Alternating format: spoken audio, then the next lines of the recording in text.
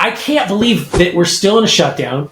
I can't believe that no one's finding that our Congress, not our president, our Congress is not doing their job. And that is exactly the issue that we have today, and why term limits, I think, are so important, or a solution to Congress, because Congress needs to be penalized. Something needs to happen here for them not doing actually what they're supposed to do, which is pass legislation.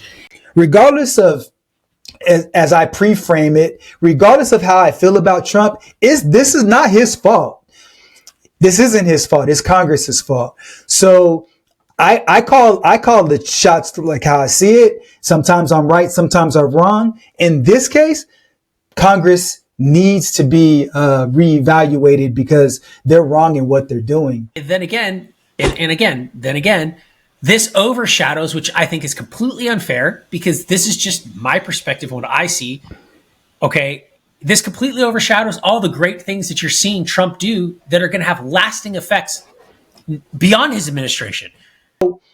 While I agree that he's a tough negotiator, and because of the fact that he is a person who can't be predicted, he's unpredictable, the unpredictability and the power that he has in America makes him a very dangerous person to try and test if I'm a world leader in a different country. When you talk about that, or whoever runs those two guys, right?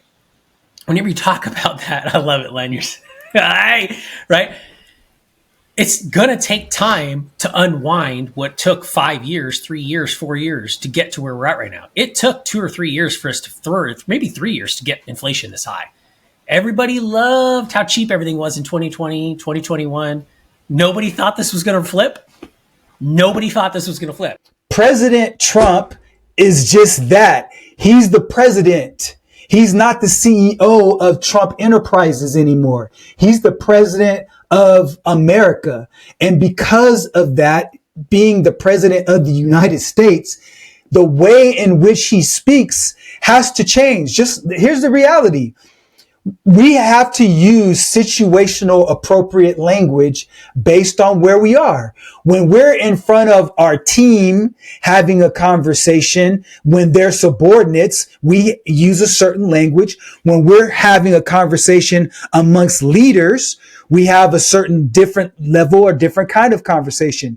You don't talk to me the same way that you talk to Viola, because this is not situationally appropriate. If you came to me saying, "Oh, Lenny, how are you today? How was your day? How was your day at school? I bet you had a good day." I'd be like, "Bro, what are you talking about?" Situationally, that's not appropriate. And because the stakes are so high for the president, his words matter. And before, his words didn't matter the same. We can say, "Oh yeah, that's just Donald being Donald." No. He's the president. His words change in environments. His words change stocks. His words change economies because his words matter. And so he needs to understand that. And so when he says that, you know, what's happened between he and Xi Jinping was great, we don't know that yet. We won't see what really happened behind closed doors until we see Chinese products a year from now being the same price or maybe 2% higher as opposed to 15 to 20% higher. And so we really don't know what's going to happen. So I just really, as we transition to talk about Nvidia, because Microsoft, it's 4 trillion, Apple's at 4 trillion, and Oracle's climbing up. I mean, there's so many of them, Amazon, and you look at that and you go, it's all based off of one market segment, which is what? AI, data centers, and you're building all these things. So to me, I would tread lightly. I think right now cash is king and cash flow is king. And there's going to be something for sale. And that has been trending up real wildly since 2009. And so Nvidia is the company that's selling the the axes and the shovels, because they're the ones who create the chips that AI is, that AI uses. They're the ones that have the equipment that allows supercomputers to have this computing power. Without Nvidia, none of that exists. Okay. Which leads me to say this, and this is why I'm in the Elon Musk camp. Okay. Okay. And this goes with it. Okay. I'll take bigger threats to humanity for 1,000, please. Bigger threat than AI becoming sentient. Human beings like Bill Gates that think like that and want to have control. Okay. That's the bigger threat. I would rather have an AI running things than a human being like Bill Gates running things. Sorry. Ooh, that's interesting. What interests me the most here, and this is the challenge that I think AI will help us figure out, is energy production. Look, without energy production, we're dead in the water. I think that it's so important for us as human beings to understand the importance of our ability to imagine what's possible and to do that in an ethical way. But unfortunately, we also have to set up guardrails because there are bad actors who use greed and their lust for power to take the knowledge and they use it for, nefarious means. Falling. And I said, look, you realize that if you fall and you break your hip, it's like a 66% chance of mortality within 6 months. Mm-hmm. Why? Not because of the fracture, but because you can't move. You can't move anymore and you create this atrophy. So when the body stops moving, it dies. Welcome to the Family Office. Planning for the people who matter most. Okay. So what's been going on with you, man? What's been on your mind?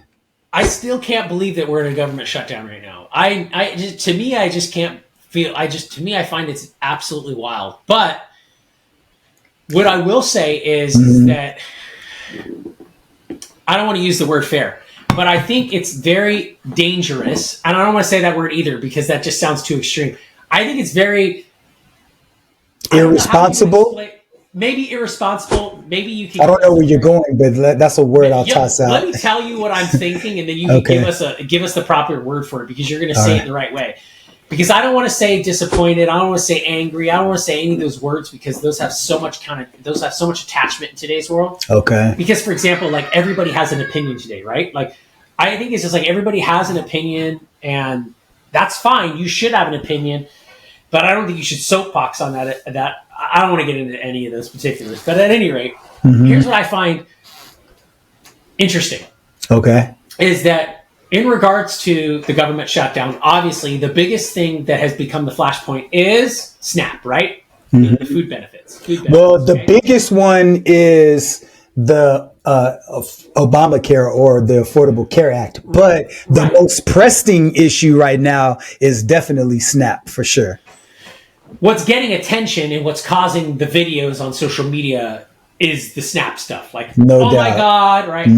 But what I find is interesting is that and obviously it's both sides, right, of the coin here.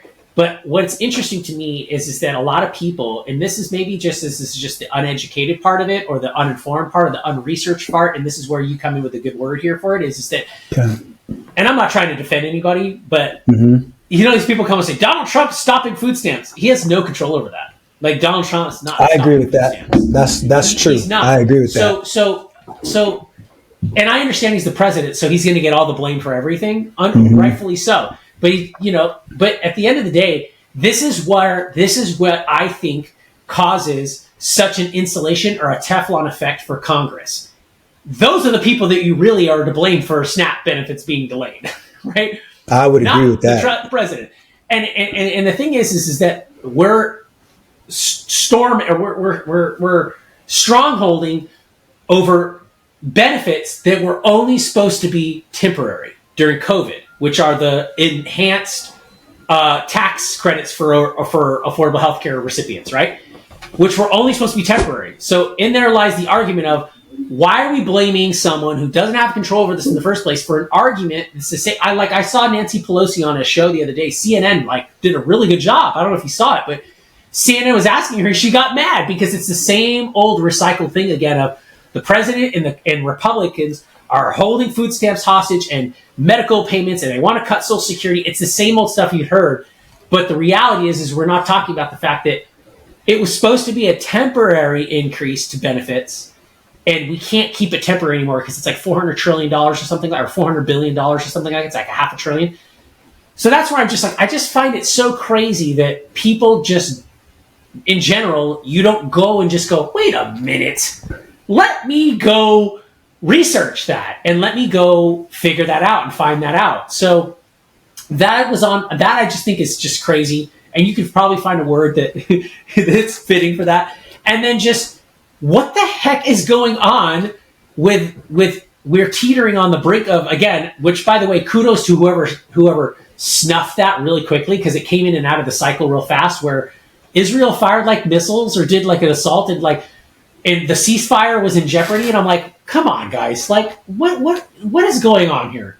Mm-hmm. Why are we creating issues here where the court of public opinion is questioning you for the first time in history? And then second to that, you then go, like, you should be like, and I understand you don't want to be like, you want to tread lightly and you don't want to be like, seem soft, but like, dude, like, can we cool it down? So anyways, I just think that's where I'm finding, like, what is going on with that right now? And that, just that craziness. And then, I think it's interesting that Nick Fuentes, I think is his name. That's his name, right? Nick Fuentes was interviewed with Tucker Carlson, and I just think that, I don't know if you watched it or not, but it's just, the guy's, it's just out there, man. He is, but here's what I find interesting about him is he is the exact opposite side of an extreme liberal view that we see in America today. He is the antithesis of the extreme liberal view. But that's where I'm at, Len. I know that's kind of a lot on there, but just, I can't believe that we're still in a shutdown. I can't believe that no one's finding that our Congress, not our president, our Congress is not doing their job. And that is exactly the issue that we have today, and why term limits, I think, are so important, or a solution to Congress, because Congress needs to be penalized. Something needs to happen here for them not doing actually what they're supposed to do, which is pass legislation. And shame on them, because there is a clean CR on the table right now. There is a clean CR, and the New York Times even came out and said it was a clean CR, do a vote. So even the liberal left-leaning media that normally will report or say whatever, even they're going, hey, what's going on here, guys? So that to me is just like, guys, let's get the business done here, man. Let's not create chaos in the streets. And I know maybe they're just waiting for a bellwether with election day today and tomorrow, right? They're just waiting for a bellwether to see what the polls say for them and how the people are reacting to this. But because they know, and shame on them, they know that uneducated voters that voted for Trump are going to flip because they think that it's Trump's fault they're not getting their food stamps. Anyways, yeah, and that's really the problem, which is both sides of Congress understand that their psychological manipulation is easy to do, because the war on words is really what gets them elected. It's what gets them unelected. It's what gets their opponents unelected. And so they're willing to say just about anything and everything outside of a bold-faced lie, in most instances, not all, to say the most incriminating thing about the other side to get an emotional response. And so I'm not surprised that the government is shut down still. In fact, you and I talked about this weeks ago, and my stance was, because of the polarity between both sides of Congress, I think they're going to be at an impasse for a long time. Now, the only thing that I think will change what's going on with this government shutdown and both sides being entrenched is if on November 4th, there is some type of unexpected referendum where they just clean house, which I don't think will happen, by the way. But if there were some type of referendum, for example, Democrats clean house or Republicans clean house, or vice versa, every state had an incumbent lose their seat, that referendum would suggest that the public is saying, we don't agree with what you're doing, Congress, and we want somebody else in there. But the unfortunate thing about that is that the whole unknown is scarier than the known unknown. The unknown is, okay, if we vote whoever we have in office out of office, there's some other figure in there that may come in and be worse than their predecessor. So we'll probably just toe the party line, vote for how we're going to vote, and move on. But like we said over and over and over, Chris, I think the only way out of this long term is for there to be some type of legislative action that says, in the event there's a government shutdown, nobody federal will get paid, including Congress, and find a way to change those course of directions. Because, the word I would say to what you were saying before is, I'm disappointed, man. That's the word I have, because, and also I'm getting, I don't want to say cynical, but I'm definitely becoming more and more skeptical about both sides of Congress having the capacity to do what's right for the people they're supposed to represent. Because when you look at what's going on with SNAP, and today's November 3rd, this is the third day in which people who really need those, the access to food is not necessarily getting it at the rate they're supposed to. So what that means is the food banks are going to have to step up. The churches are going to have to step up, because the government isn't doing its job. And it is, you're right. Regardless of, as I pre-frame it, regardless of how I feel about Trump, this is not his fault. This isn't his fault. It's Congress's fault. So I call the shots like how I see it. Sometimes I'm right, sometimes I'm wrong. In this case, Congress needs to be reevaluated, because they're wrong in what they're doing. And as far as Nick Fuentes goes, whenever you have a society or a population that is angered, that is disillusioned, that is going from skeptical to cynical, then you have voices like the Nick Fuentes of the world, who is as racist as I'll get out. And he's smart, though. He's a very well-spoken, smart, deep thinker. And so regardless of how I feel about his perception about black folks and his perceptions about, different people that are quote unquote minorities, he's a deep thinker. And because of that, he's going to attract a lot of people who his message resonates to. And I think the problem when people like that rise up is because there's so much toxicity that exists right now. And so I'm troubled like you are, man. We may have some different reasons why we're troubled, but I'm really, really concerned about the direction of the country, man, especially considering how Congress is running it right now. Because I don't see any end in sight unless something happens on November 4th.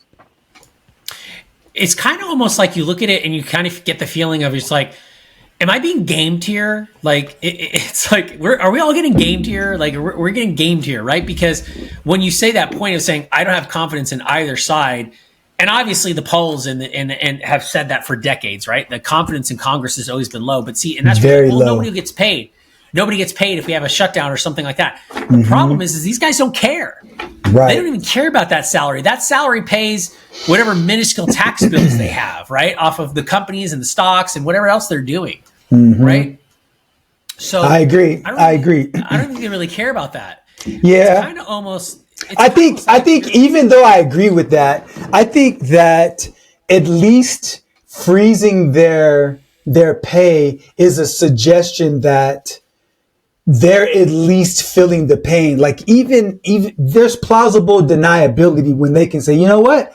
Hey, I want my paycheck too. Just like all the rest of our federal employees, I'm hurting as well. Even if that's not true, at least if I'm not informed about what your personal income is and what your other business holdings are and all of that thing, I would say, you know what, man, they're feeling the pain with us too. And they definitely want this to work. So it's really in their best interest not to get paid, especially if they have the means to survive, because right now it looks like they don't care because they're going to get their paycheck regardless.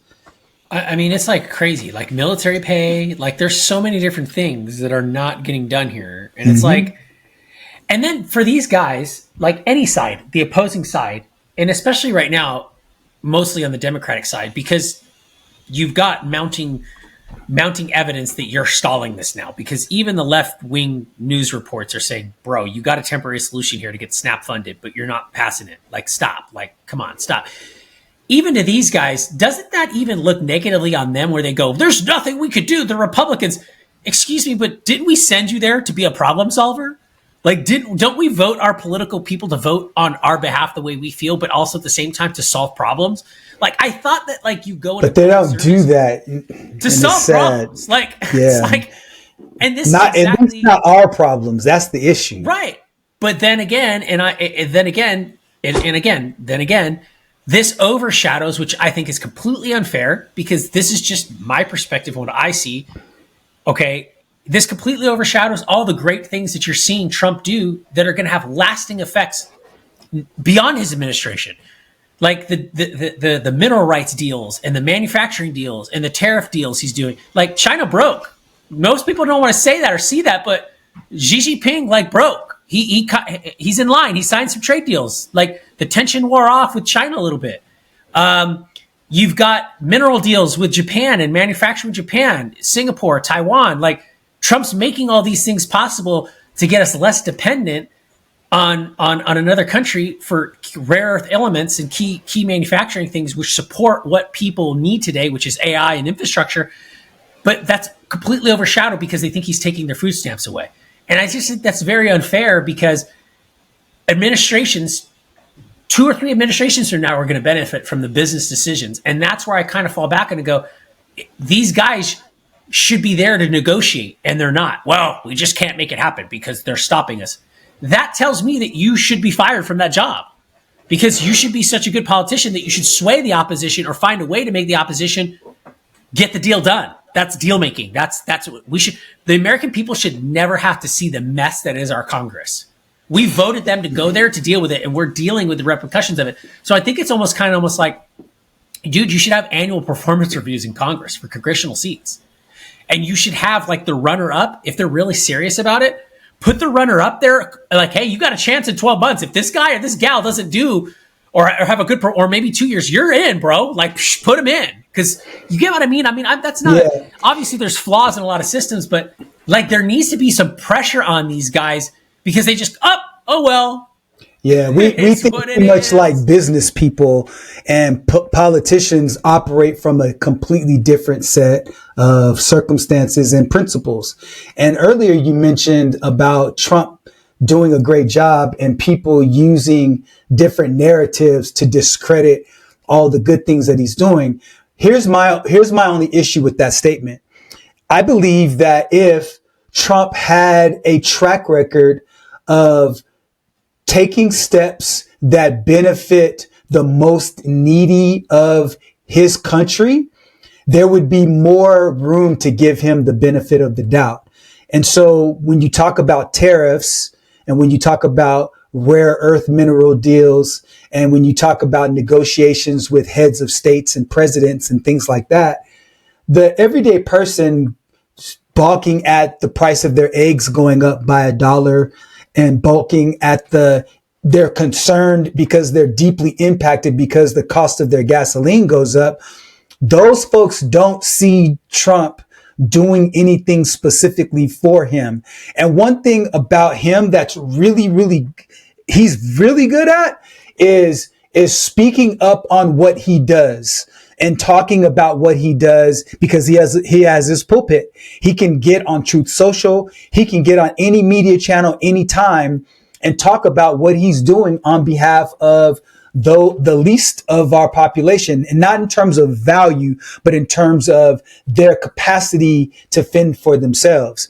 And so when, even though the narrative about him stopping people from getting food stamps is incorrect, people are easy to agree with that notion, because when you look at all the ICE raids that are going on, and when you look at the military being talked to and the generals being coerced to buy into this idea of policing their fellow Americans, when you go into different cities and you increase the police presence and blur the lines between executive powers and the ability to, act like a dictator and send out your own military forces to handle its citizenry, all of those narratives, they start to pile up and formulate a picture. And the picture that all of those different narratives form is that He doesn't care about the less fortunate. Now, one could argue that that's not true. But the only evidence that we have is to look at what's actually being done. And so I agree with you that his negotiation with Xi Jinping, although it remains to be seen what will actually happen, because we thought after his first conversation with Putin that things would go better between the Ukrainian and Russia war. We thought that would be over. We thought when he got elected to office that he'd end the conflict in Israel within 24 hours and Ukraine within 24 hours. And none of those things happened. So while I agree that he's a tough negotiator, and because of the fact that he is a person who can't be predicted, he's unpredictable, the unpredictability and the power that he has in America makes him a very dangerous person to try and test if I'm a world leader in a different country. So whereas Biden didn't have that effect. So Trump, in that regard of representing America and getting other people to capitulate to what it is that we want, hands down, he's great at that. On the flip side of being a person who's there for the people who have the most difficulty economically, you can easily argue that he could care less about them because he's a narcissist. And we all know that to be true. But he also takes care of making other people rich because that helps make him in a better position. Because there are a lot of people, and I'll make this my last point, there's a lot of people becoming millionaires many times over in the crypto space because of the meme coins that he's been promoting and the regulations that he's been reducing. And so for that segment of the population, you know, they love him. So I understand both sides of the arguments only because I can step back and look at it without emotion. I can look at it objectively because I ain't a Democrat. I ain't a Republican. I'm not a Trump supporter. I'm not a Trump hater. I just call it like I see it. Well, it's interesting because I think the very end there, when I view it a little differently in that, just like we thought, okay, for example, we thought the war in Israel was going to take 24 hours. He said, I'm going to take 24 hours to look. Trump's a marketer. I mean, Trump's a marketer. The guy's been in marketing all his life. He's if anything, he showed everybody how to successfully brand and make a brand successful, make it about branding. We talked about that, I think, the last episode or an episode or two ago. I mean, the guy knows how to brand and he's marketing. So of course 100%. He's going to, and who doesn't want to talk about all of the positive things that they're going to do? My perspective on it is that whenever I hear Trump speak, for the most part, it is positive. Now, whether or not it's over the top or it's embellished, yeah. It's always embellished, but go ahead. Of course, we know this. And by the way, it's exactly why whoever it was, NBC or whoever signed for The Apprentice, loved him. They're like, dude, we're going to make a lot of money. We just don't want this guy to be elected president because then he knows all of our secrets, but then also he has a higher position than we ever thought we would, which is everyone in Hollywood wants to be the president. Everybody does. Well, the most of those people, like George Clooney and all those other guys. Either way, when I look at it and I think about it, and I say, well, he was going to end the war in Israel in 24 hours. He didn't end it in 24 hours, but he did because it's over.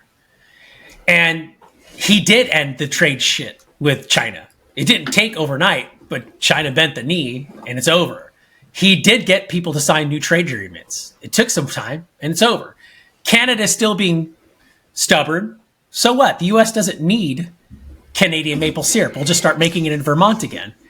And they could keep Katy Perry because, you know, her and Justin Trudeau are dating now. And also, we decided that, you know, we're going to keep the World Series title in America too. So we sent the Blue Jays back home. So we really, you know, at the end of the day, everyone wants to talk. We could talk about it's taking too long, right? But it still got done. Now, here's the flip side to that. Trump does care about those people. He just operates to what I think in a way where it's kind of almost like trickle-down economics, right? We've heard that term or Reaganomics, right? Look, if you support a healthy, lean, financed, innovative, protected by sovereignty, meaning your IP, you don't have to worry about your IP getting stolen. like under like Biden, I think. Oh, the Biden administration. There's like 3 years of Biden administration. Obama was in office for 3 years, right? So when you talk about that, or whoever runs those two guys, right? Whenever you talk about that, I love it, Len. You're right. It's gonna take time to unwind what took 5 years, 3 years, 4 years to get to where we're at right now. It took 2 or 3 years for us to, maybe 3 years to get inflation this high. Everybody loved how cheap everything was in 2020, 2021. Nobody thought this was going to flip. Nobody thought this was going to flip. So, yes, it might not look like he cares about the little people. I don't get that sense from him. I get it as he's doing what he knows how to do, which is if you build a good business on ethics and it gives back profits to the people the way it's supposed to be done, that is going to flourish. Because if you see successful companies, that means those successful companies can employ successful people that want to work hard. And then those successful people get good salaries and get good benefits packages and get good 401ks and get good profit sharing programs and good stock options programs.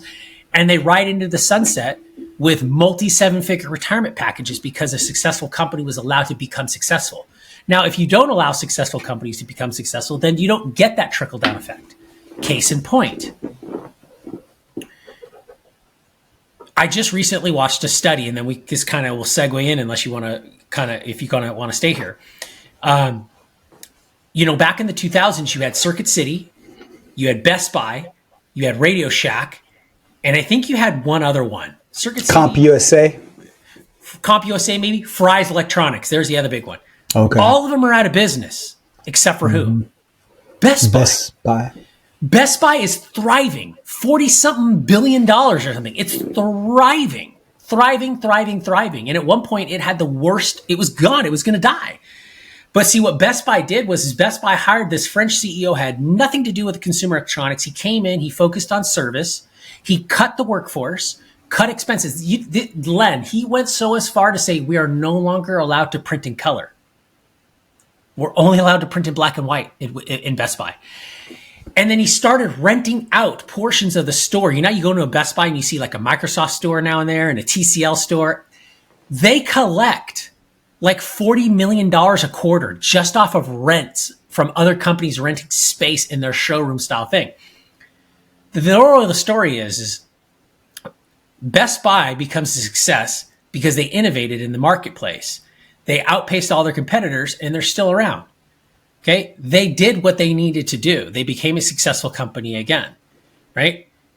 Now, I don't see why that becomes an issue for most people when they look at it and they think, oh, it's just taking too long. It's taking too long.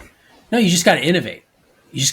Because without good practices, you wouldn't have great companies that come and become success stories that give good jobs to people. Right. And no one's talking about what's going on with all these things right now. But look, I mean, the reality is that it allowed, Nvidia to become the world's first $5 trillion company. And that just didn't happen overnight. It took time to do that. It took time to develop into that. I think prices are going to come down. I think gas is going to go down. I think food prices are going to go down. I think all of this stuff's going to go down. You're going to reach this point. But what's scary to me is that Nvidia becoming a $5 trillion company, that's a little scary. And if you want to segue into that, we can, or we could stay here and we can talk about this. Let's talk about Nvidia, but I want to respond to a couple of points that you made regarding Trump and China and Israel. So I don't think that there was any expectation for the Israeli-Palestinian conflict to be resolved anytime soon because that issue's been going on since 1948. When he came in and said that he would end it in 24 hours, everybody knew that was preposterous.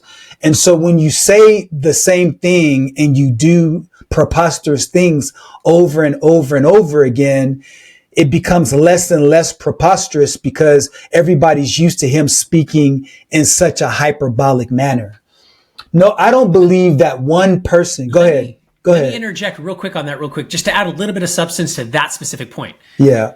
I think that's just his character, and you have to understand it's a package deal. And I'll give you an example. Yeah, but I understand.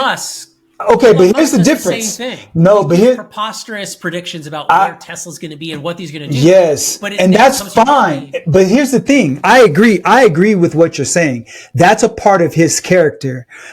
I think okay, let me ask you this. If you are having a conversation with me and you and I are going at it, we're offline and, maybe it's a heated conversation. So you're throwing F-bombs and, MRFers and all of that stuff, right? But then your kids and your pastor walk into the room. Are you still going to use that same language, or when the context changes, do you change what it is that you say? I would bear to say, if your pastor and your kids walk into the room and we're having a heated conversation, you might keep the same emotion, you might keep the same energy, but your word choices are going to change. I say that because President Trump is just that. He's the president. He's not the CEO of Trump Enterprises anymore. He's the president of America. And because of that, being the president of the United States, the way in which he speaks has to change. Just here's the reality. We have to use situational appropriate language based on where we are. When we're in front of our team having a conversation, when they're subordinates, we use a certain language. When we're having a conversation amongst leaders, we have a certain different level or different kind of conversation. You don't talk to me the same way that you talk to Viola, because this is not situationally appropriate. If you came to me saying, "Oh, Lenny, how are you today? How was your day? How was your day at school? I bet you had a good day." I'd be like, "Bro, what are you talking about?" Situationally, that's not appropriate. And because the stakes are so high for the president, his words matter. And before, his words didn't matter the same. We can say, "Oh yeah, that's just Donald being Donald." No. He's the president. His words change in environments. His words change stocks. His words change economies because his words matter. And so he needs to understand that. And so when he says that, what's happened between he and Xi Jinping was great, we don't know that yet. We won't see what really happened behind closed doors until we see Chinese products a year from now being the same price or maybe 2% higher as opposed to 15 to 20% higher. And so we really don't know what's going to happen. So I just really, as we transition to talk about Nvidia, because Nvidia was a company that had some monumental benefits that happen because they're an American-based company. And the fact that they have $5 trillion of valuation, to me, is absolutely mind-boggling. And you mentioned something before, which was it was something that took time. I don't know if you know or not, but I think Nvidia got started in like 1991 or 1993. It took them from 1990, whenever they started, 1990, let's just say pre-1995, up until 2023 to become a $1 trillion company, a $1 trillion company, which is a unicorn. But from 2023 to 2025, in 2 years, they have 400% growth. That is absolutely, talk about hockey stick of a change. That's absolutely amazing. And, when you have a country that has company after company after company that hit that $1 trillion mark, that says a lot about the economy, which is why it's so important for a president of ours to protect the benefits and blessings we have of having businesses that can grow and thrive and prosper, not only on the domestic stage, but on the global stage, man. So what are your thoughts about Nvidia and how things are going with that company? Yeah, I think, yes, I don't think that Nvidia would have grown. And I know this is a wild speculation, but I don't think you'd have the benefit that you'd have, surge you'd have here if we didn't have the current administration. Really? Okay. If Kamala Harris would have got elected, there's no way you would have seen this. There's just absolutely no way, because there's just absolutely no way. Because the deals and the negotiations and the channels that are flowing right now, they would have happened with a different world leader. And I think that Nvidia becoming a $5 trillion company, you're absolutely right. Look, I think it was this past summer where they became the first $4 trillion company. You're right. Talk about speed there, right? So here's what's concerning to me about Nvidia becoming a $5 trillion company. I think that, a lot of people are going to say you're in a bubble. And we are probably in a bubble. And if you look at it, there's something called a Buffett index.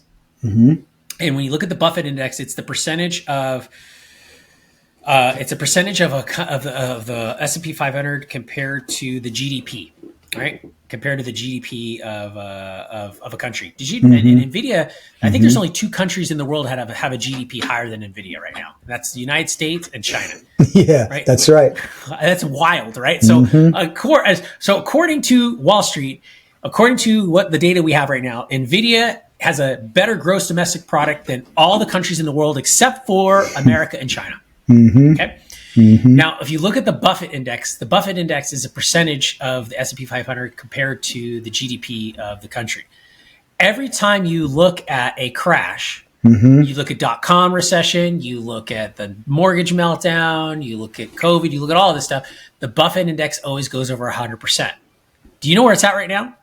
So like 140, something like that? 200%. Wow, that's crazy. Meaning the S&P 500 is 200% more or something than the total GDP of the United States.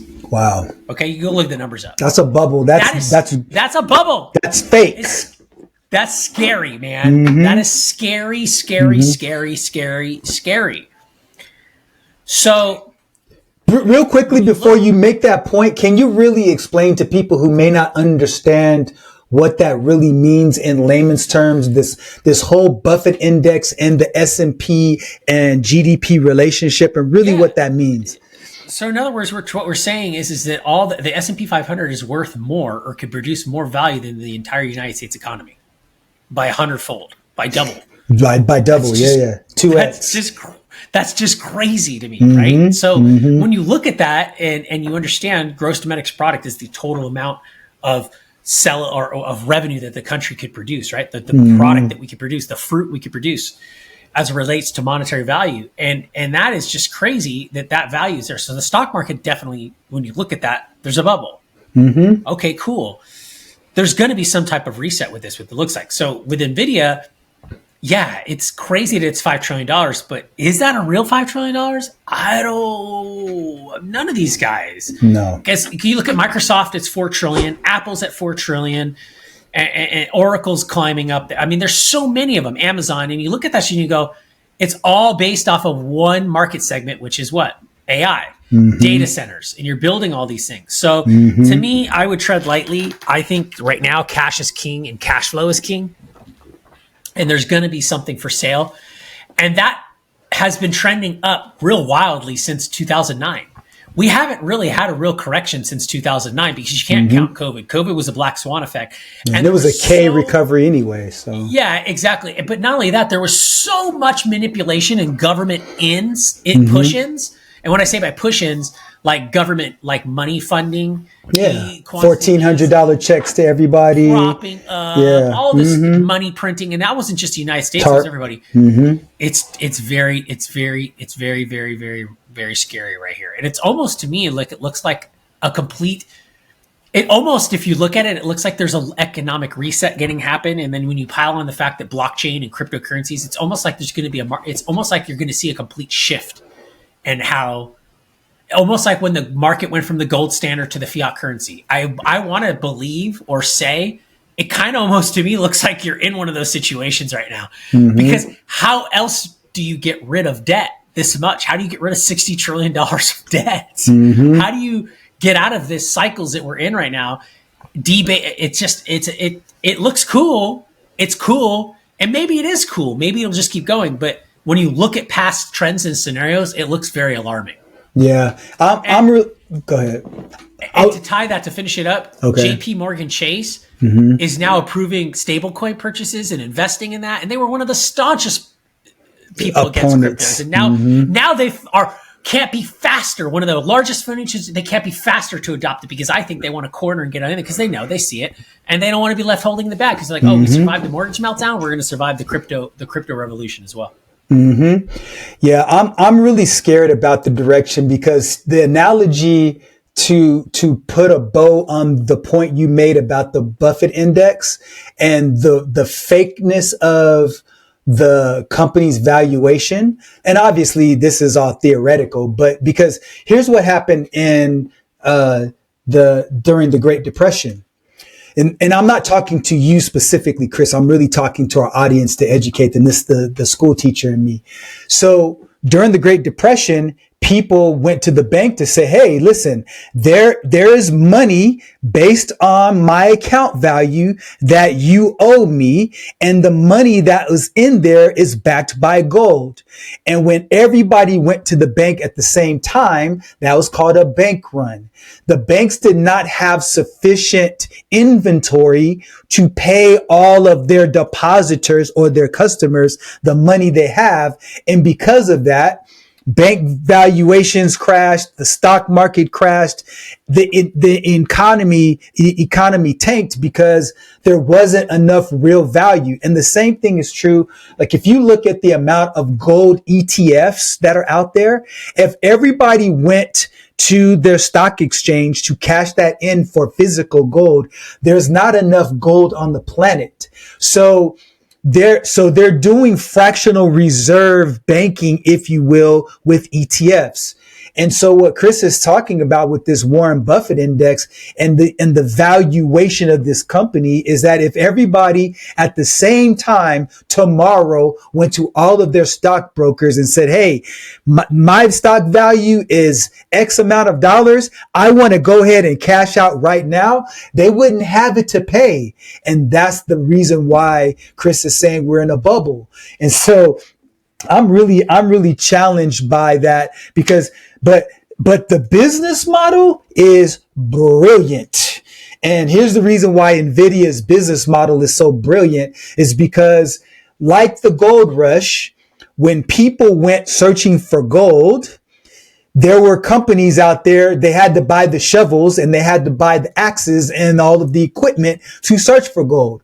Well, just about everybody who searched for gold didn't find gold, but everybody who sold the shovels and sold the axes, every transaction they made money.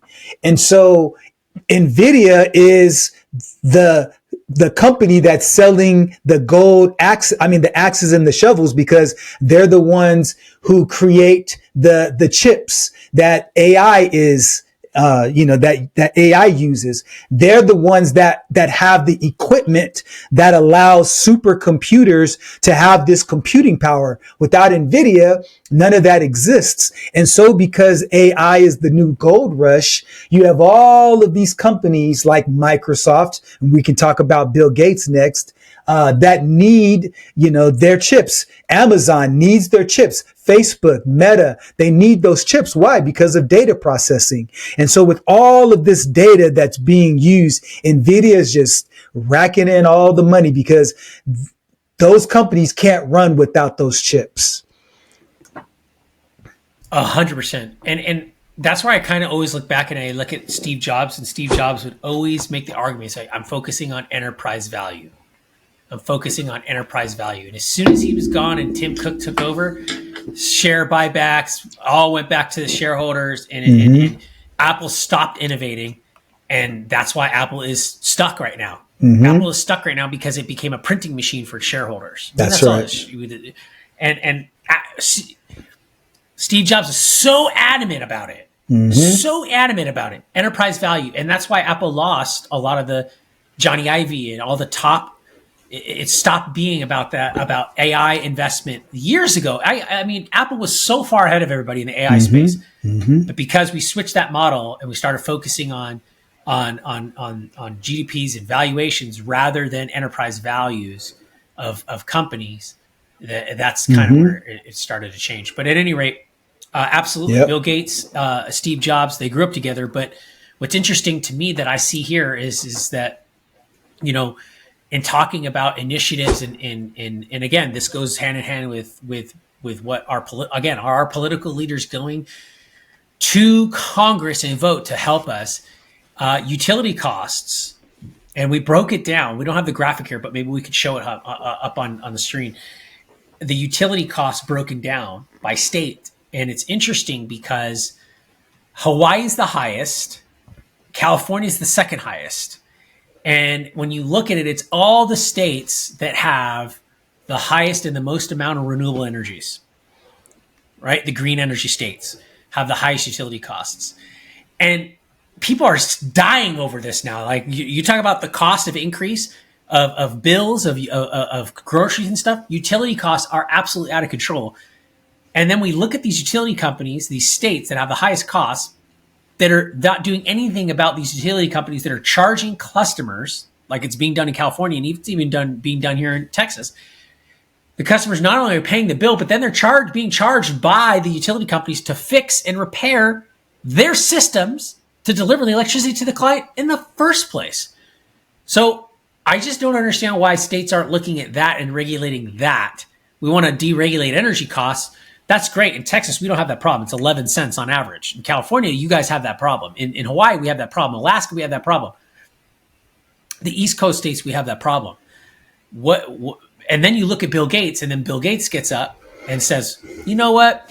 Maybe this climate change thing isn't as bad as we thought it was, and starts taking a backpedaling on climate change. I'm waiting to see if Al Gore is going to come out, but he's way too rich off of climate change. So interested to know where you're on that one. Okay, so let's talk about Bill Gates specifically, because I think it ties into our Nvidia conversation really fluidly. So back in 2021, he came out with this book, something to the effect of How to Avoid Climate Disaster. It's a book. So now, if you think about what's happening, you have this AI race to the top, because there's a fundamental belief that we need to control AI more so than China. And in doing so, the companies that really crack that code will become the next $1 trillion companies, which will have CEOs and founders that become the first trillionaire. We will have a trillionaire, I think, within the next 2 to 3 years, the first trillionaire. Do you think it'll be Elon Musk? I don't. I think it'll be Jensen Huang. I think it'll be Jensen Huang or the CEO of Oracle. So Jensen Huang is the CEO of Nvidia, So I think it's going to be one of them. I believe that Bill Gates had to backpedal his stance on climate change, because the more we get entrenched with the value of AI, the more the other conversations become louder and louder. What do I mean by that? Well, the more we understand AI, we understand how intensively dependent on energy those data centers are. Do you know one of those data centers requires 1 million gallons of water a day just to keep the processors cool enough? So when you look at the amount of electricity that you need to run those machines and the noise pollution that comes as a result of it, so you've got noise pollution, you've got water waste, and you've got these companies that are sprouting up, these data centers that are sprouting up in water deserts like Arizona.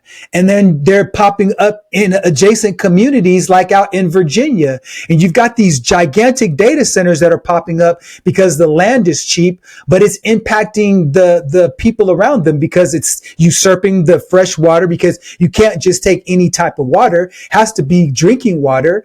And the amount of electricity that's being used is astronomical. So as more people start to understand AI more deeply, and you know that Microsoft and Nvidia are in bed with each other, you begin to look like a contradictory fool. They're like the Wintel Alliance. Yes, exactly. And so Bill Gates is smart. He can't continue to use climate control as his main thrust, because that's not his number one moneymaker anymore. It's AI. And so what's the more existential threat? AI turning into a supercomputer, which begins to be able to render human beings useless, or 1.5 degree increase in Celsius in the ocean's water. The clear favorite in terms of the existential threat is humans being wiped out of existence because machines become sentient and have no use for us anymore. So he has to change his perspective on that. Otherwise, he looks like a bumbling idiot. He's too smart for that. That's why I think he's making this change. Do you agree with my stance, or do you think I'm blowing smoke? I'll take, that's an interesting perspective. I never even thought about it that way. I just looked at it from a more ignorant standpoint, or maybe not an ignorant standpoint, more of a this freaking guy standpoint, where I went, this guy, the whole freaking time he's been doing this climate change crap, and now he's going to change space figures, right? I didn't even think about it that deep because I immediately just went through an ignorant reaction. I didn't even actually give a response to it like you did. So shame on me for that. But good point. No, I mean, we're here to inform each other, man. So it's all good. Yeah, absolutely. Oh no, 100%. No, I mean, I have no feelings with that. I mean, that's great. Like, that's awesome, because it got me to think. Okay, cool. That makes freaking sense. So I'll get. So he's really about the money then, and he's like, oh, I got to protect my interests. And yeah, you're right. He's so smart. He's like this ultra realistic mind that has to be given opinions. I mean, everyone Please, Mr. Bill Gates, what's your opinion on COVID? What should we do to save ourselves? Don't listen to him. He's a software engineer. Yes. Hello? Yes. He was talking about global threats with viruses and pandemics back in 2017, 2018, before COVID was even a thing, bro. It was crazy. Bro. Yeah. So which leads me to say this, okay? And this is why I'm in the Elon Musk camp, okay? Okay. And this goes with it, okay? I'll take bigger threats to humanity for 1,000, please. Bigger threat than AI becoming sentient. Human beings like Bill Gates that think like that and want to have control. Okay. That's the bigger threat. I would rather have an AI running things than a human being like Bill Gates running things. Sorry. Ooh, that's interesting. Can I jump in, please? Before I say that, here's my point. Go ahead. Before I say that, here's my point. Okay. Because this goes back to what we talked about last week. We talked about Glass Lewis and ISS, which is what tells ETFs and shareholders how to vote, right? Okay.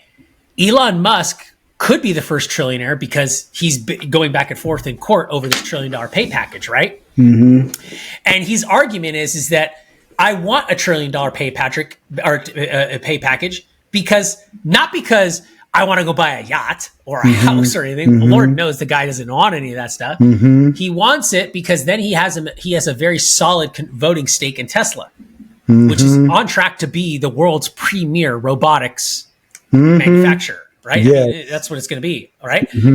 So his argument is I need that to maintain a controlling argument in Tesla because we don't need a crazy influence that knows nothing about this, that could sit on a board and have no stake in the company at all, like a Glass Lewis or an ISS, and tell Tesla how to vote.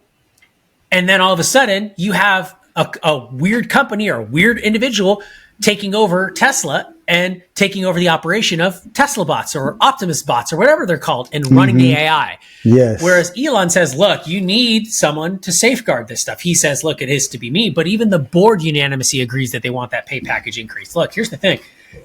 Elon Musk doesn't need to stay at Tesla anymore. He's got his hand in the water and so many other waters. But you're absolutely right. The bigger threat is not a person. The bigger threat is not AI. The bigger threat is the safeguards against the people that want the power. Okay. Jump in, Len. Okay.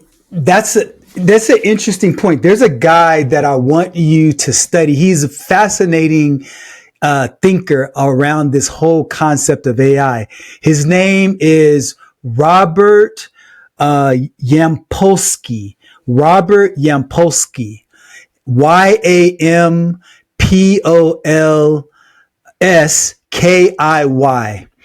And he used to be into cybersecurity about 20 years ago. And what he started to do was he started to look at AI as it related to these different threats that could hurt and impact AI. And in the course of his journey, he's PhD guy, super, super smart. In the course of his, I couldn't find him on YouTube. Okay. So send me, if you could send me. I'll send you his info.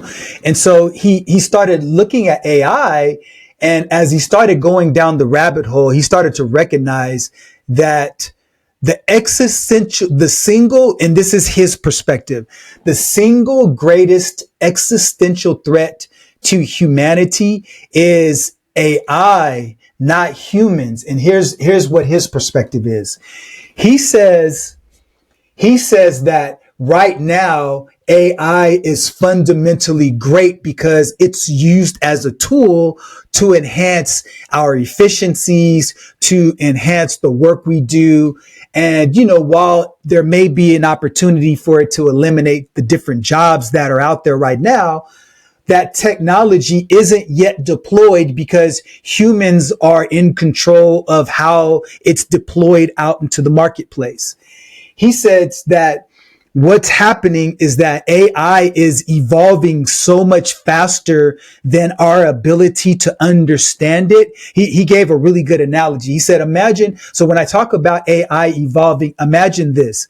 Imagine right now an iPhone comes out once a year, and every time it comes out, it has a new feature, but typically it's maybe a better lens or a better component. Imagine the iPhone coming out once every 10 days, once every day, multiple times a day, because of AI's ability to continue to iterate in real time. We as humans wouldn't have the capacity to keep up with all of the new benefits that it creates, because it's constantly evolving faster than our ability to acquire that information. He says once AI gets to a place where it has the ability to improve itself, then it no longer has the need for humans. And so then the question was, okay, well, so what's the answer? And the answer was, he said, stop trying to create the supercomputer because it's not in your best interest. Then the question becomes, okay, well, if the United States stops developing AI at the rate that it's developing it, won't China then take it and surpass us? That goes into your belief that humans are the existential threat. I don't know where I stand on it yet, Chris, but his argument was so compelling that it's making me dig deeper to really rethink that question. And this is what I mean by that. If his belief and even one of the co-founders of AI and one of the main founders in Google have some similar concerns about AI becoming a supercomputer, if what they're saying is correct and they have the ability to recreate themselves and to reiterate themselves, that automatically moves us out of the equation.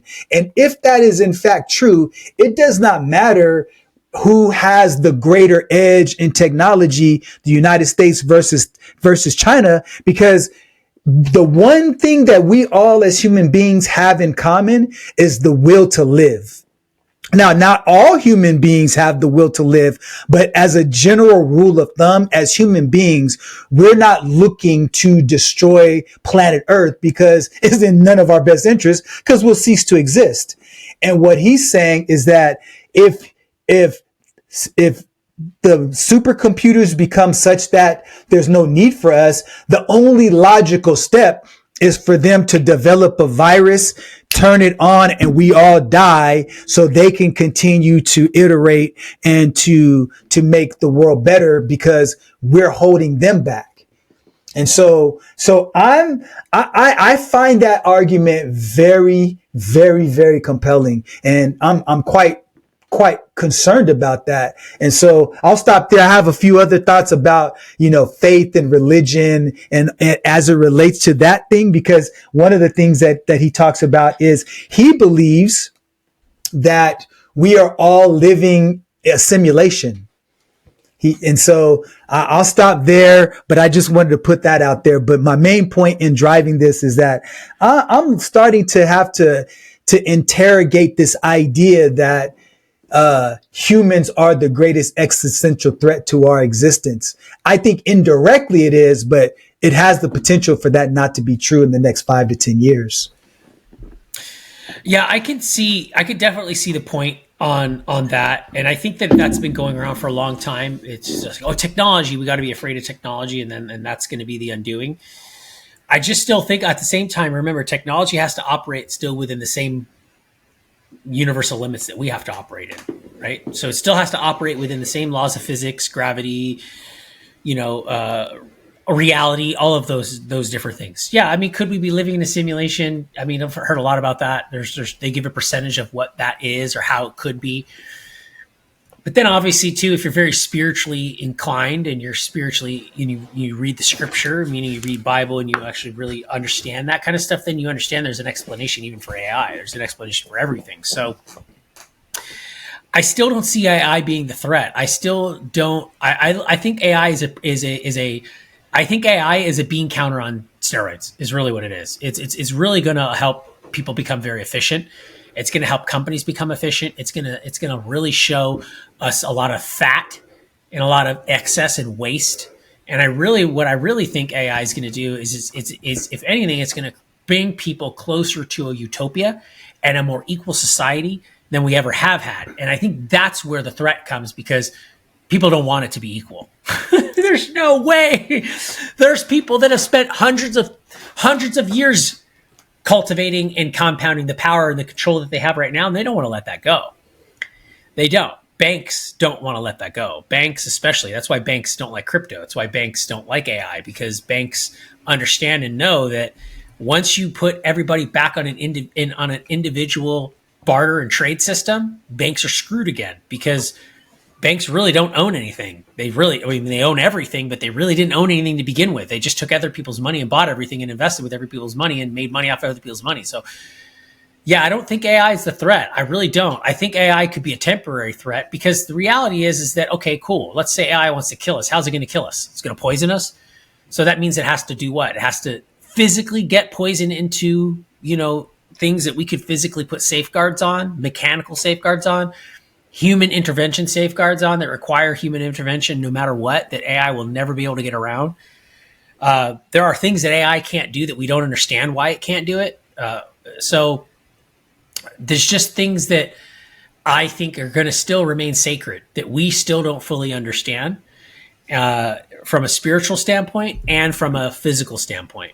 But it definitely is it's very thought-provoking, and I think that it could go that way.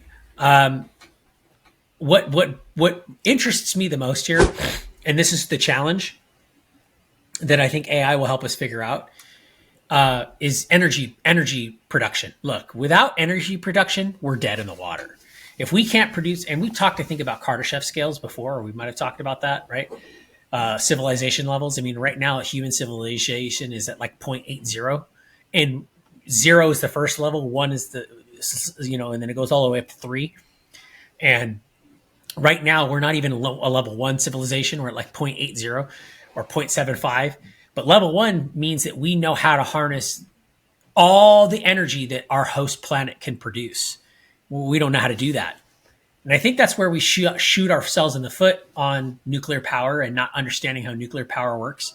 And I think that's where you're going to see, if you're an investor, I think investing in nuclear power is probably really a big safe bet right now over the next 100 years, 50 years, 20 years, just simply because that's what's going to get us, I think, to efficient energy. And I think AI is going to help us get there, because without energy, AI can't live either, right? AI can't live without energy. So I think we're safe from that. And I think that, unless AI figures out how to get itself off this planet, AI is ultimately doomed as well. AI will just kind of spin around in space on a like the Borg does in Star Trek, right? Or whatever, an alien species in a cube floating around space looking. I just think that and if we are in a simulation, great. then what species is simulating us and controls the simulation, right? And then if we want to go deeper, that maybe God is the simulator, right? The creator of our simulation, and we meet our maker and we're an alien species. Or you just look at it spiritually and understand and know that we are, an energy source, a spiritual being that is experiencing a human experience, a human simulation. And it makes sense why we're in a simulation, because we're a spiritual being, energy being that's came here to experience a human experience, right? Yeah. And as a spiritual person, I agree with that. I think that, when I was articulating Dr.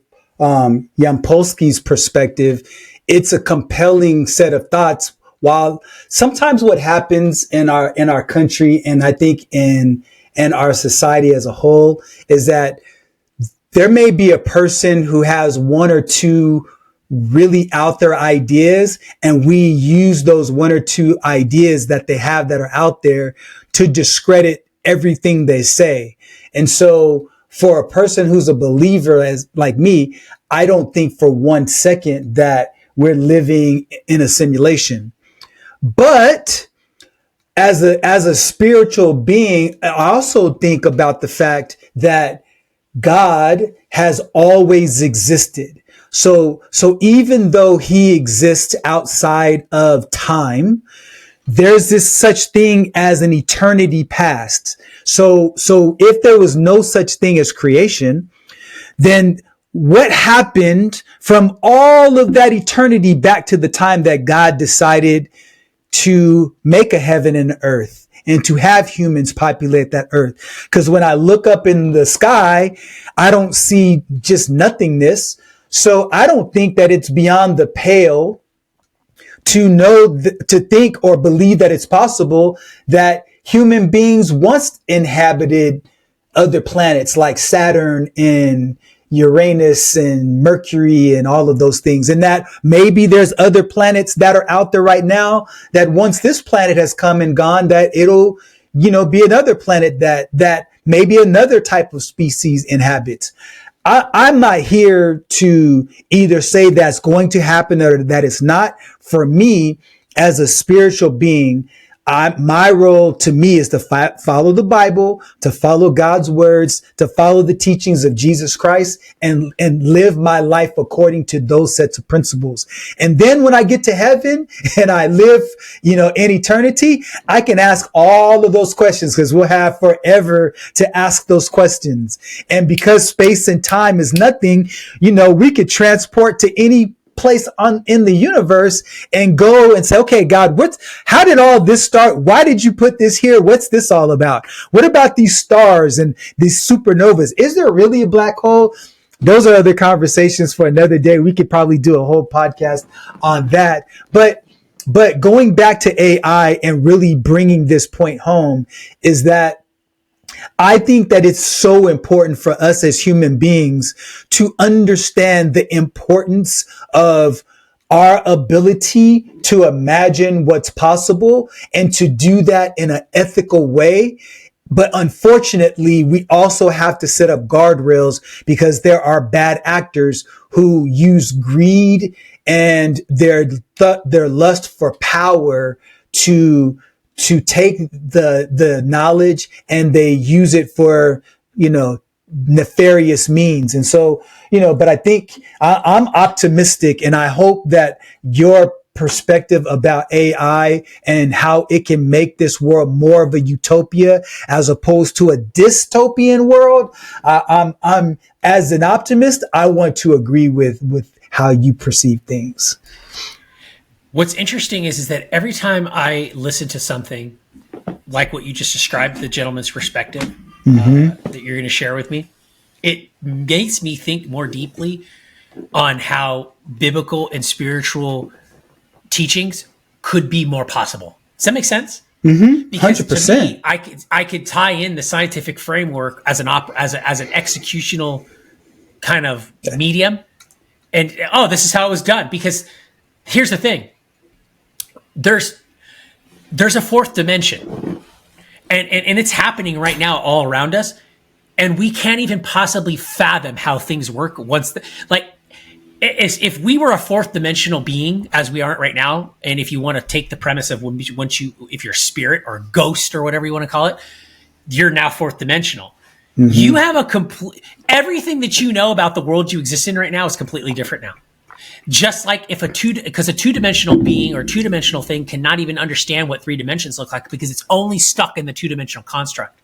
So all of a sudden, things that were no longer possible in a three-dimensional construct become possible in a four-dimensional construct. So it's unimaginable because we could have a theory right now, a scientific theory about, let's say, us living in a simulation that could be so factually rock solid that there's no denying it, right? There's just maybe a 10% shadow of a doubt, right? But then all of a sudden, if you see the fourth dimension that we don't see, it becomes completely trash. Mm-hmm. Because you're like what you just said. Oh my God, I'm just hypothesizing, right? Mm-hmm. It's just go way out there. Like you said, we might have been on Venus or whatever you want to say, or Mars or whatever. All of a sudden we go, oh my God, Eden, the Garden of Eden or whatever was on Venus or Eve, and then it moved to Earth, and Earth became the fallen. Like, that's what I mean when I hear stuff like that, it just makes me think more as that's just a scientific way to make what biblically is possible. What biblical scripture says is possible. Absolutely. And if you look at our lives, that's just mine. Yeah, exactly. No, I hear exactly what you're saying, because there's more plausible understanding that there was an uncreated creator that brought everything into existence, as opposed to a bang happening. And because anytime there's an explosion, there's a breaking down of the components. Chemical compounds break down and are destroyed. They're never created.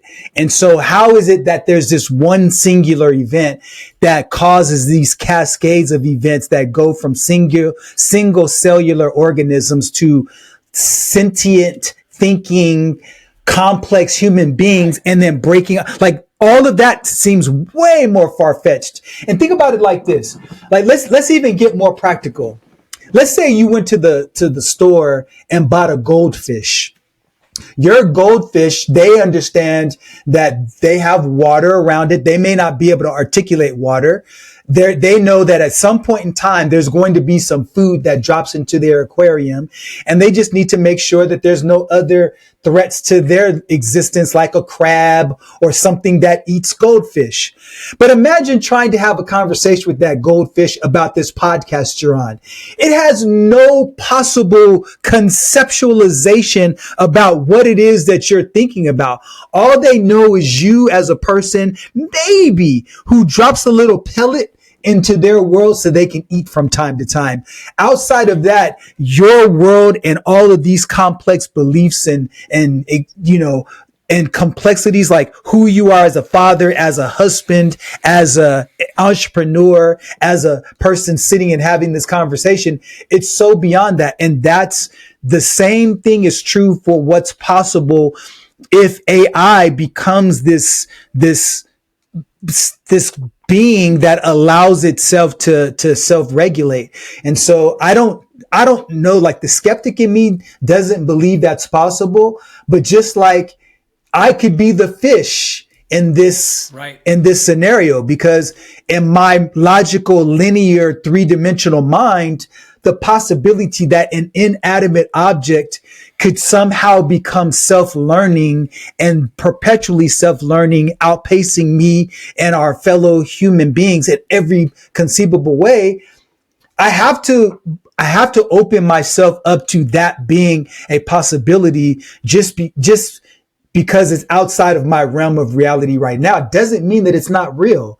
I bet you if you showed, Adam and Eve the space shuttle, they'd be thinking that's witchcraft, that's sorcery, But little did they know, few thousand years down the line, we could go out into space. I would have never thought that was possible if I were them. Never. So it just, it makes us have to think. There. Mm-hmm. Exactly. Yeah. It really does. And to wrap up today, I mean, to enjoy your human experience more, key to longevity metrics, because to me, longevity metrics don't mean, hey, I want to live long. I mean, yeah, that's ultimately, hey, I want to enjoy this experience as much as I can. As long as you love life. I mean, I do. I enjoy it. There's a lot of great things. But if you want to live an enjoyable one, I think to me, the primary factor for longevity metrics and wanting to live a long life is to have a good quality lifespan, right? The quality of life. And it's interesting because now I'm a big proponent of, Mediterranean-based, paleo-based, high-fat, low-carb diet. I have been since I was in my 20s. I've studied it for I've been studying this stuff since I was in my 20s now. And I'm 44 now, but now you have all these compelling studies that are coming out and all this evidence that supports the fact that human beings, for example, there's three energy sources. There's fat, there's protein, and there's carbohydrates. If you stop eating fat, you will die. If you stop eating protein, you will die. If you stop eating carbs, you won't die. Isn't that interesting? So your body wants to live off of fat and proteins, and you're starting to see this now. And we talk. I mean, I watch Dr. Paul Sandino a lot, and I know you. And we also watch Dr. Atabear. I can't remember to say his name, but you probably know what I'm talking about. Yes, yeah. He's on there a lot, and this is what sparked, I think, our conversation. You're talking about Dr. David Attia. Attia, yeah. I think this is what sparked our conversation, because I think he's just so. What I like about Dr. Attia is he doesn't ever seem like he's trying to sell something, which is great, because a lot of them, they try to sell stuff now, which is fine. I don't have a problem with that. Sure. Just don't come across so plastic. Yeah. But his biggest things are this. His biggest things are, if you want to be healthy and you want to stay healthy, and you don't, and you want to ward off the 4 diseasemen or the 6 chronic diseases as much as you can, like, for example, heart disease, diabetes, arthritis, all of these chronic things that happen. High blood pressure. High blood pressure. It's lean muscle. So keeping lean muscle and your VO2 max. And what those mean is that your ability to maintain lean muscle and continually grow lean muscle and maintain it post 30, post 40 years old is the most important time, because you're losing, what is it? Like you're losing like 10 or 3% muscle mass, lean muscle mass over 30 every decade or something to that effect. So as you lose this lean muscle and muscle is not just, oh, I'm strong. Lean muscle plays a factor in blood glucose regulations, energy regulations, bone mass density, joint absorption, insulating you, energy production, glucose efficiency, all of these things. So maintaining lean muscle so that you can move, because if you stop moving, and this is exactly why, I was on the phone with my mom, and she was talking about falling. And I said, look, you realize that if you fall and you break your hip, it's like a 66% chance of mortality within 6 months. Why? Not because of the fracture, but because you can't move.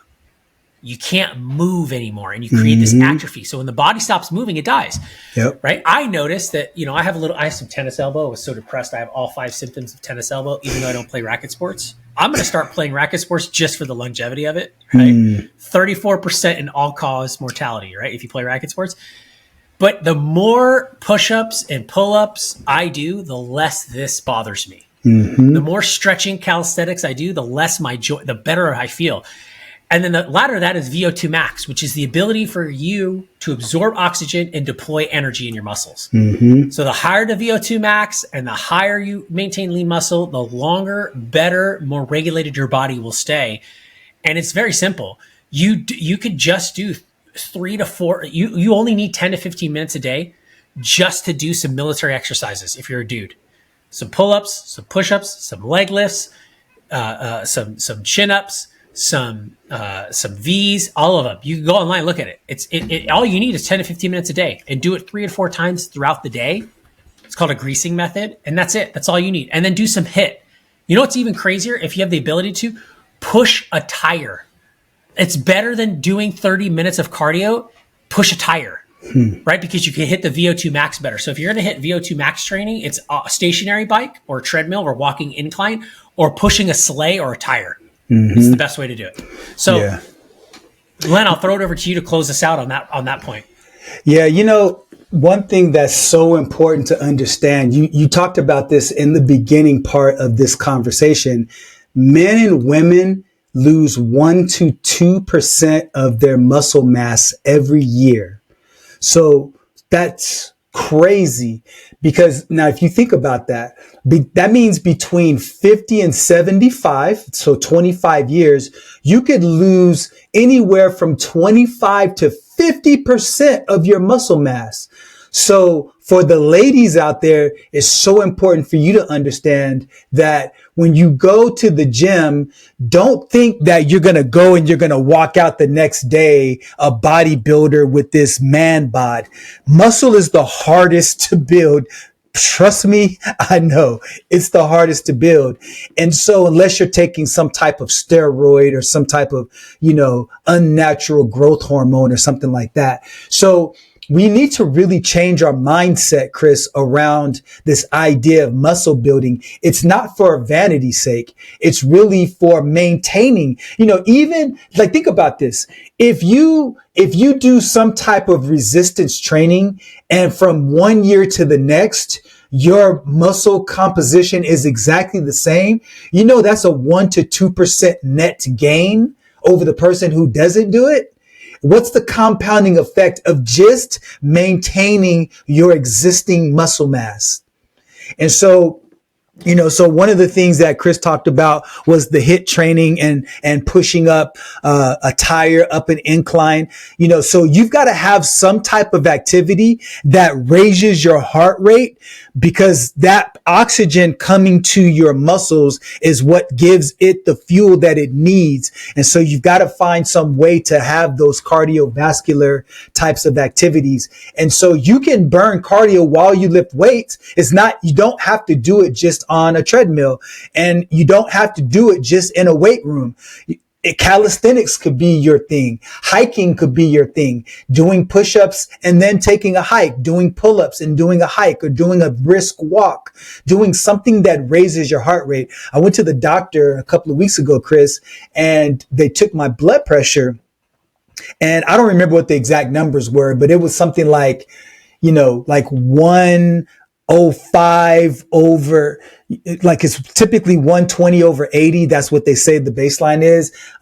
Mine was like 105 over, I don't remember the exact number, over like 67 or something like that. And so she looked at me and she says, like, do you run? Like, are you active? And I said, yeah. She says, how often? I said, every day. She says, what do you do? I said, I walk between 5 and 10 miles a day. She says, oh, okay. That explains it, because your heart rate is so low. I was going to be concerned because I would have thought that your blood pressure is too low. And so when you go to the doctor, it's really important to understand that your lifestyle and the context in which you eat food and in which you exercise matters. So just because one person is 120 over 80 doesn't necessarily mean that's good for the next person, because their lifestyle may be different.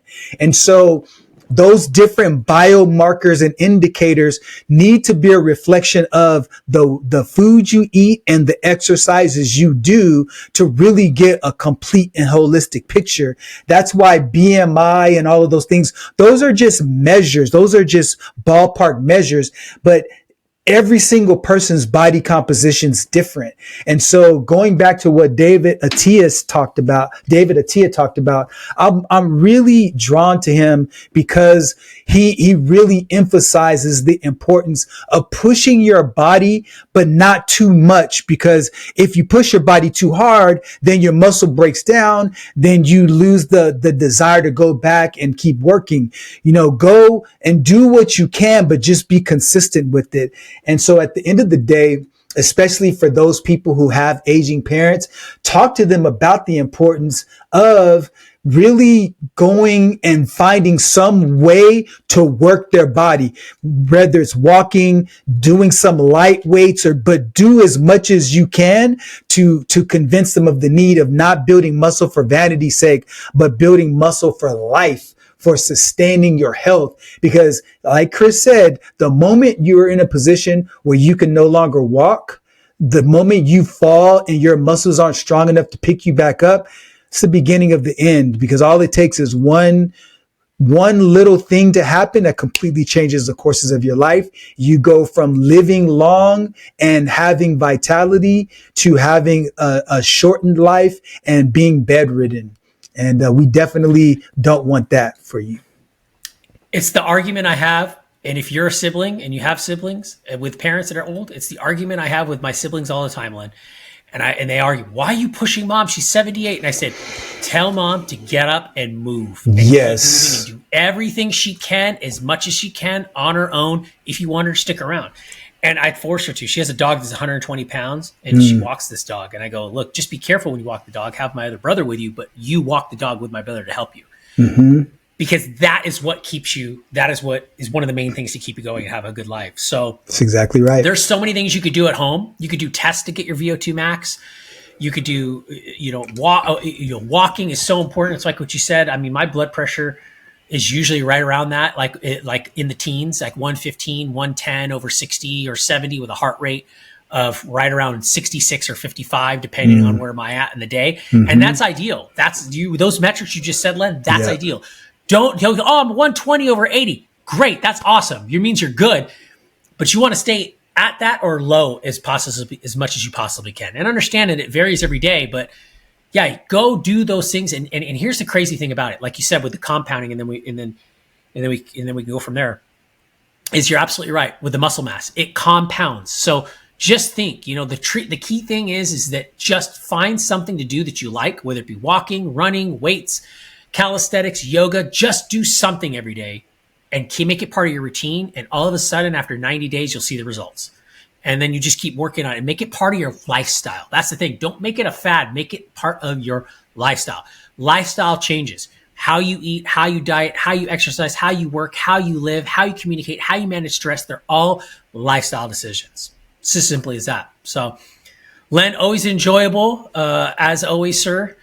And I know it's been an interesting conversation. Like we always say, if you're into this, if you like it, you like it. This is just an unrehearsed conversation amongst two business professionals and friends. We're not claiming to be scholars or research experts. We're just ordinary guys, just like you, that have businesses, run businesses, have families that are married, they're living our lives, that don't spend our lives doing everything we can to research topics and be experts at everything. Just talk about it from what our perspective is as we live this life in different parts of the United States of America, in this world we all live in, to have a respectful debate and dialogue about it. So with that being said, Len, it's always great to see you. I always appreciate the conversations, and I'll see you in the next one. All right, Chris, always great. Thank you, sir. Conversation has given you clarity on your next steps. Please share this episode with someone who's walking the same path. Don't forget to like and subscribe so you won't miss future episodes. And remember, planning ahead isn't just prudent, it's an act of care. Thanks for joining us, and we'll see you next time on The Family Office.